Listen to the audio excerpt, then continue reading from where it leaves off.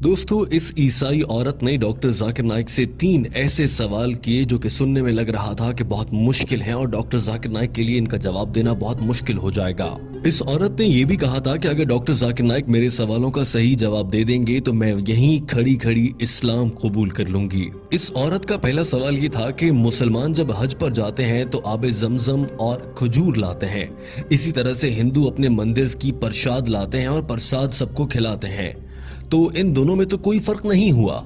इस औरत ने कहा कि मुझे इन दोनों में कोई फर्क नजर नहीं आता। इस औरत का दूसरा सवाल ये था कि एक मर्द के साथ जिनसी ताल्लुक क्यों नहीं बना सकता, इसी तरह से एक औरत के साथ जिनसी ताल्लुक क्यों नहीं बना सकती। इस्लाम में हम जिन्स परस्ती से मना क्यों किया गया है। ये औरत जानना चाह रही थी कि शादी के बाद ही ऐसा करने की इजाजत क्यों है, अपनी जिनसी लज्जत हासिल करने के लिए शादी की जरूरत क्यों होती है। और हम जिन्स परस्ती जिसमें मर्द को औरत के साथ करने वाले लज्जत ही महसूस होती है या औरत को मर्द के साथ वाले ताल्लुक की लज्जत ही महसूस होती है, उससे मना क्यों किया गया है। इस ईसाई औरत का तीसरा सवाल ये था कि जन्नत में हजरत आदम अलैहिस्सलाम के कहने पर अम्मा हवा ने कुछ खाने का फल खा लिया था, जिसकी वजह से आज तक उन्हें भुगतना पड़ रहा है और औरतों को बच्चे पैदा करने की जिम्मेदारी दे दी गई है कि औरतों को ही इसी दर्द से क्यों गुजरना पड़ता है। इस औरत ने कहा कि मेरा सवाल ये है कि क्या ये सच है कि औरतों को बच्चा जनने की तकलीफ इसीलिए दी गई है क्योंकि अम्मा हवा ने हजरत आदम के कहने पर गलती से वो फल खा लिया था, इसीलिए सारी दुनिया की औरतों को सजा के तौर पर अब बच्चा पैदा करने की तकलीफ से गुजरना पड़ता है। डॉक्टर जाकिर नाइक ने जवाब देने से पहले कहा कि हमारी इस बहन ने अच्छा सवाल किया है और उनके सवालात को दोहराया। उन्होंने पहले सवाल को लेते हुए कहा कि प्रसाद खाने में और खाना काबा से या हज और उम्रा से खजूरें खाने में क्या फर्क है, इस पर सबसे पहले बात कर लेते हैं। उन्होंने कहा कि हिंदू किताबों के मुताबिक प्रसाद अल्लाह को खिलाने के तौर पर दिया जाता है, लिहाजा हिंदू जब प्रसाद बांटते हैं या किसी को देते हैं तो इसका मतलब ये है कि वो अपनी तरफ से ये सोच रहे होते हैं कि वो अपने भगवान को या अपने खुदा तक खाना पहुंचा रहे हैं, जबकि हकीकी खुदा को, जिसे आज तक हिंदू पहचान नहीं पाए, उसे खाने की जरूरत नहीं होती। अल्लाह ताला कुरान पाक की सूरा इनाम में फरमाता है, अल्लाह सबको खिलाता है मगर अल्लाह को किसी के दिए गए खाने की जरूरत नहीं है। किस इंसान की ये जरूरत है कि वो अल्लाह ताला को खाना खिलाने का सोच सके या ऐसी बात कर सके। डॉक्टर जाकिर नाइक ने कहा कि कुरान पाक में 3 से 4 मरतबा ये कहा गया है कि गैरुल्लाह के नाम से मंसूब करके खिलाया गया खाना हराम होता है, यानी अल्लाह के सिवा किसी को शरीक ठहराते हुए उसके नाम पर दिया गया कोई भी खाना हराम होगा। लिहाजा चूंकि प्रसाद गैरुल्लाह से मंसूब होती है तो वो खाना हराम है। अब बात कर लेते हैं खजूर की, जो कि मुसलमान खाना काबा से या उम्रे से वापसी पर लाते हैं। हम मुसलमान खजूर खाते हुए या आबे जमजम पीते हुए ये हरगिज नहीं कहते कि हम अल्लाह को खिला रहे हैं। और सऊदी अरब का सबसे मशहूर फल खजूर है, वहाँ की खजूरें बहुत मशहूर हैं। यही वजह है कि कोई भी मुसलमान वहाँ से खजूरें लाता है और ये कभी नहीं कहता कि मैं अल्लाह को खाना खिला रहा हूँ, नौजुबिल्लाह।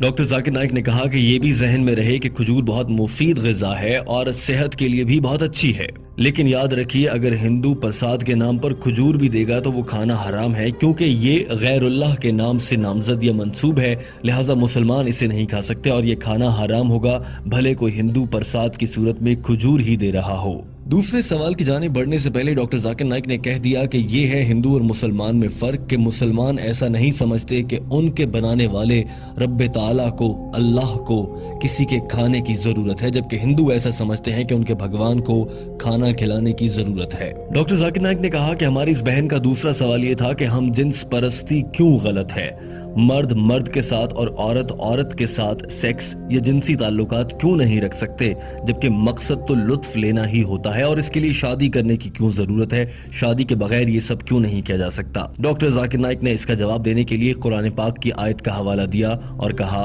अल्लाह ताला कुरान पाक की सूरह असरा आयत नंबर 32 में फरमाता है कि ज़िना के करीब मत जाओ क्योंकि ये बेहयाई और बुरा रास्ता है। और कुरान पाक में एक और जगह इरशाद फरमाया गया है कि और तुम मर्दों के साथ जिनसी ताल्लुक रखते हो, यानी तुम हद से गुजरते हो, बिलाशुबा ये बेहयाई है, यानी तुम इस्लाम में लगाई गई हम जिन्स परस्ती पर पाबंदी को तोड़ने वाले हो, जो कि हराम है। और अल्लाह ताला ने मियाँ बीवी के लिए एक दूसरे के दिल में मोहब्बत रख दी है, बेशक गौर करने वालों के लिए इसमें बहुत सी निशानियां हैं। लिहाजा हम जिन्स परस्ती से लज्जत लेना कुरान पाक की रूह से इंतहाई गलत है اور ہم جنس پرستی میں لطف تو ہو سکتا ہے مگر محبت نہیں ہو سکتی، جو کہ اللہ تعالیٰ نے خالصتاً میاں بیوی میں ایک دوسرے کے لیے رکھ دی ہے۔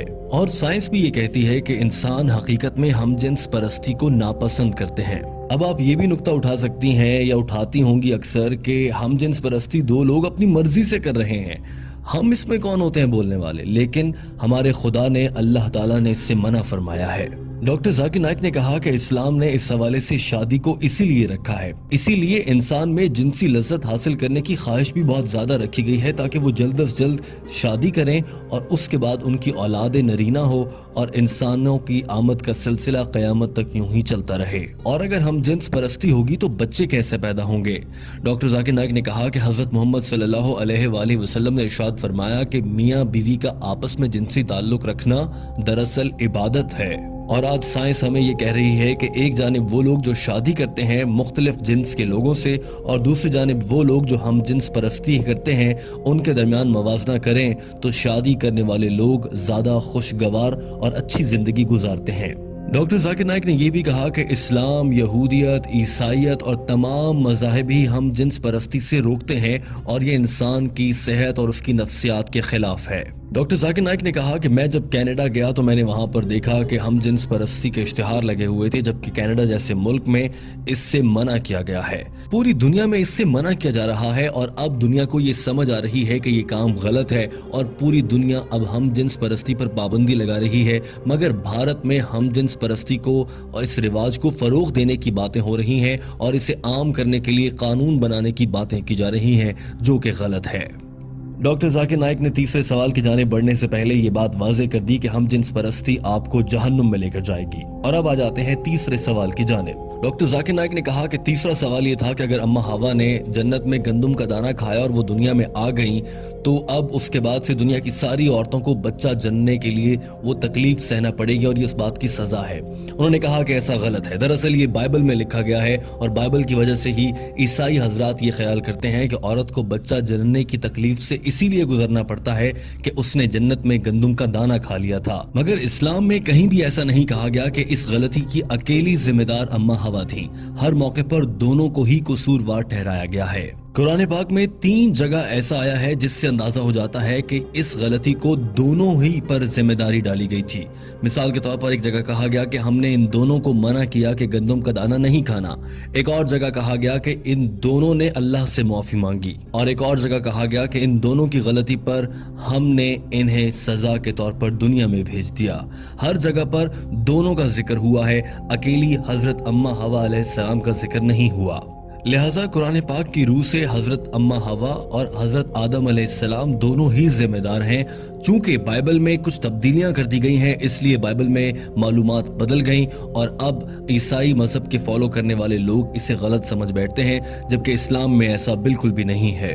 آپ قرآن پاک میں پڑھیں گی تو آپ کو معلوم ہوگا کہ عورت کے لیے حمل بد دعا نہیں بلکہ خوش قسمتی ہے۔ سورہ نساء آیت نمبر 1 میں فرمایا گیا کہ اپنی عورت کا خیال رکھو اور ان کے ساتھ اچھے سے پیش آؤ۔ ایک اور جگہ فرمایا گیا کہ ہم نے انسان کو اپنے والدین کے ساتھ اچھے طریقے سے پیش آنے کا حکم دیا ہے، کیونکہ اس کی ماں نے حمل اور بچے کو پیدا کرنے کی تکلیف اٹھائی ہے۔ اسی طرح سے ایک حدیث ہے کہ ایک صحابی نے آپ صلی اللہ علیہ وآلہ وسلم سے دریافت کیا کہ یا رسول اللہ، میں اپنے والدین میں سے ماں کے ساتھ اچھا سلوک کروں یا باپ کے ساتھ؟ آپ صلی اللہ علیہ وآلہ وسلم نے فرمایا اپنی ماں کے ساتھ۔ اس شخص نے پھر یہی سوال دہرایا اور دوسری مرتبہ میں بھی آپ صلی اللہ علیہ وآلہ وسلم نے فرمایا کہ اپنی ماں سے۔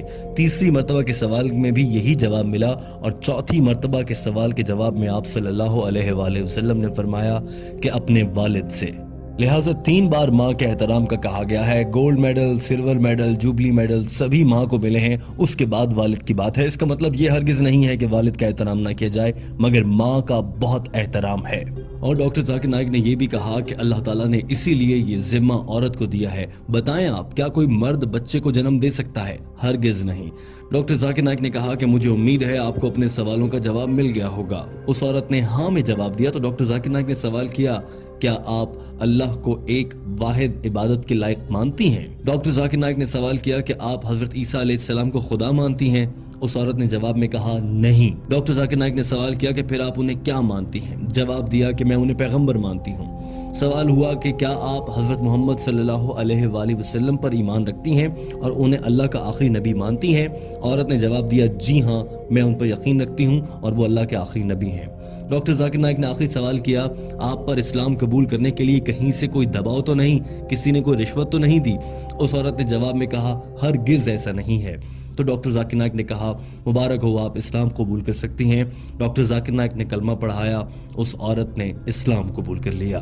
अन्ना मुहम्मदन अब्दुहु अब्दुहु व रसूलुहु। व रसूलुहु। I bear witness। दोस्तों, उम्मीद है कि आपको ये वीडियो पसंद आई होगी। इस वीडियो को पसंद करने के साथ अपने दोस्तों तक पहुंचाइए ताकि वो भी डॉक्टर जाकिर नाइक की अंग्रेजी ज़बान में की गई गुफ्तगू का उर्दू तर्जुमा सुनकर समझ सकें और दीन इस्लाम पर अमल कर सकें।